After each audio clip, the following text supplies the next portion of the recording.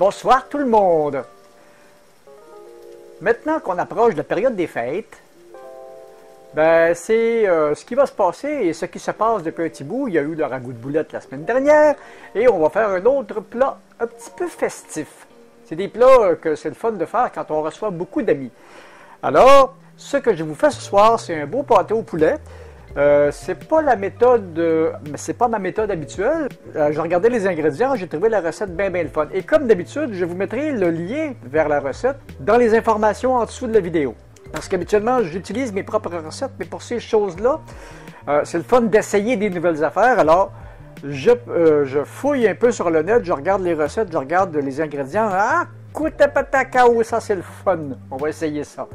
Pour faire cette belle recette, ça prend bien du stock, bon. Ça prend du beurre, non salé, du salé, on s'en fout un peu. Ça prend un oignon jaune ciselé, ça, on va le défaire en petits morceaux parce qu'il ne faut pas sentir les morceaux dans la mixture. Une grosse carotte coupée en macédoine, 2 branches de céleri coupées en macédoine aussi. OK. 3 cuillères à soupe de farine tout usage. Sel et poivre, ça. Une tasse et quart de fond de volaille.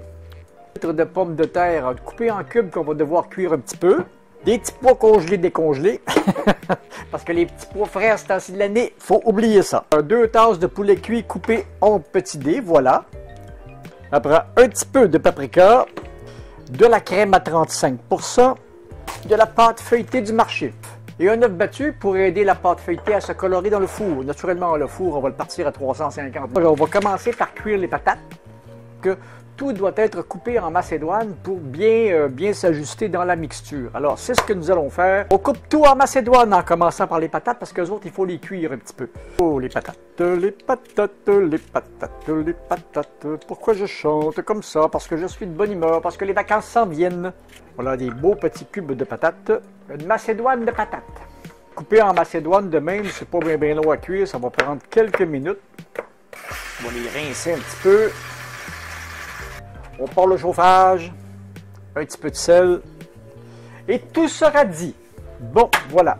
Ils m'ont dit une grosse carotte. Celle-là, elle est mastodontesque. Parce que je suis spirituel.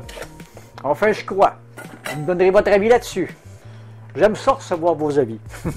J'aurais pu aussi faire comme d'habitude, de prendre ma fameuse macédoine congelée, mais elle contient toutes sortes d'ingrédients, mais pas ceux-là. Alors, je voulais avoir le vrai goût que la recette prétend nous donner. Alors, j'utilise exactement les ingrédients de la recette et à peu près dans les proportions que la recette me donne. Voilà, la macédoine de céleri. Faire une grosse macédoine. Voilà pour la macédoine de carottes et de céleri que nous allons passer à la casserole avec les patates tout à l'heure. Puis, on va ciseler l'oignon. Ah, c'est ça, comme ça, je vous cachais les opérations. Voilà, là, maintenant, on va les voir. Alors, ce que l'on appelle ciseler, c'est couper en petits morceaux, comme si on le hachait. Donc, voilà, ça fait ça comme ça un peu, pour pas qu'on le sente dans la mixture. Les pommes de terre sont déjà prêtes. C'est vraiment pas long. On va juste achever de ciseler l'oignon, puis on va passer à l'autre étape. Voilà. Les beaux petits morceaux, comme s'ils étaient hachés. Mais si je prenais les oignons, puis je faisais ça avec, je n'aurais plus les petits grains comme j'ai là, qui sont parfaitement bien coupés, des petits cubes miniatures, encore plus petits qu'une brunoise. On va égoutter les patates. Voilà. OK. Et maintenant, l'autre étape. Le beurre dans la casserole. À peu près 3 cuillères à soupe. Et maintenant, on envoie tout ça. L'idée, c'est pas de les griller, mais juste de les rendre transparents, ce qu'on appelle les faire suer.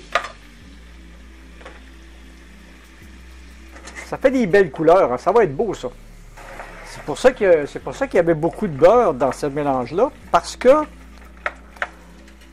on va devoir y incorporer un petit peu de farine. Ça va épaissir un petit peu le mélange pendant la cuisson.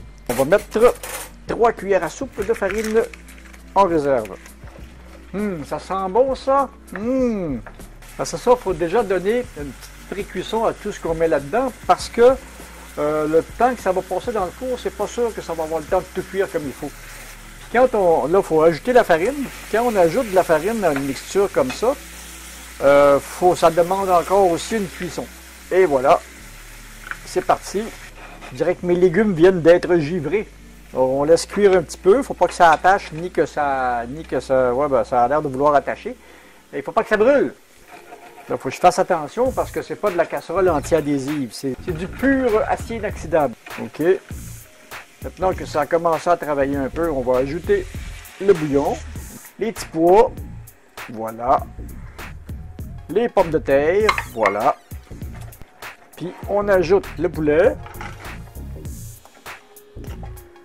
On va remonter le feu un petit peu. Ça me fait penser à une recette que je faisais au restaurant qui s'appelait du poulet bonne femme. C'était une recette d'un chef qui s'appelait Paul Martin. Si vous retrouvez des références de ces bouquins, là, il faisait des bonnes affaires. C'est beau, hein? On va rajouter du paprika pour colorer un petit peu. Paprika, paprika, paprika, paprika. Ouais, ça s'est très bien lié, hein? Je pensais y aller avec le moule en acier, puis on va y aller avec le moule en Pyrex. Ils parlaient, eux autres, d'un moule de 8 pouces de côté. C'est exactement ce qu'est ce moule. On va juste y goûter avant de l'envoyer au four, parce qu'après ça, on ne pourra pas rectifier. C'est parfait. La liaison est belle. C'est effrayant comment c'est beau.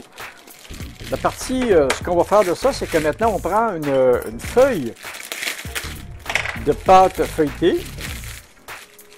La crème 35. 2 cuillères à soupe de crème. OK, ça va bien. On a la crème. Et j'ai failli gaffer là-dessus. Et on recommence.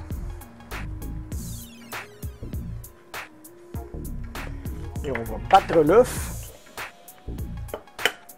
Toujours aussi brouillon, hein? Mais on finit toujours par y arriver. Déjà, on va la battre avec le pinceau directement. Ça va faire pareil. Et on badigeonne joyeusement pour que ça colore. Ça va être beau, hein? Tasser un peu les ingrédients. OK. On ne jettera pas le reste de l'œuf, on va le manger avec les autres œufs de mai. Voilà le plat. Et là, on enfourne. Oh, que ça va être beau.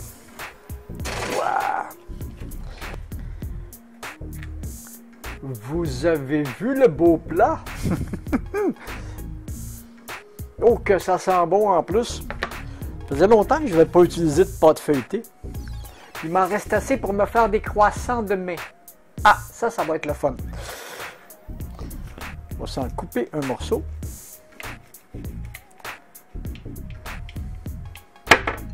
Et on va goûter à ça. Oui. En fin de compte, c'est une bonne sauce à la crème avec du poulet et des légumes.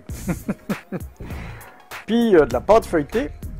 Ce qui est le fun de la pâte feuilletée, c'est les épaisseurs que ça donne. Contrairement à la pâte brisée qui va être plus dure, plus pleine de bulles. Ça, c'est vraiment des feuilles. Parce que quand on fait de la pâte feuilletée, la technique, c'est on étire la pâte, on met du jaune de beurre, on replie la pâte, on roule encore un peu, on met du jaune de beurre, on replie la pâte, on roule encore un peu, on bat du jaune de beurre, et on fait ça 5-6 fois. Après ça, on prend la pâte, on envoie ça au frigo. Et on la ressort une couple d'heures après, et on recommence l'opération. Alors cette opération-là, si elle est faite 5-6 fois, ça va donner des dizaines d'épaisseurs de pâte avec du beurre entre chaque, des épaisseurs très très minces. C'est ça qui donne le feuilletage. J'en ai fait une fois pour voir comment ça se faisait. Et puis quand j'ai vu le taf pour faire ça, j'ai jamais réessayé. Je l'achète toute faite maintenant. Mais c'est vraiment bon. Avec ça, pas besoin de pommes de terre, pas besoin d'accompagnement. C'est complet. Tout ce qui peut me manquer à ça. Une amie m'a donné ça. On va l'essayer. Oh, que ça sent bon. Un chutney maison. C'est le fun des choses un petit peu vinaigrées avec ça. Et ça change un peu du ketchup Heinz. C'est une espèce de chutney aux fruits avec différentes choses. Ça aussi, il faudrait que j'en fasse l'automne. Ça se marie. parfaitement bien avec mon poulet. Alors, c'était le pâté au poulet. Si vous avez aimé la petite vidéo, ben, donnez-moi un petit pouce, ça fait plaisir. Abonnez-vous à la chaîne, partagez. Et puis, je vais aller manger mon pâté au poulet en montant la vidéo. Salut!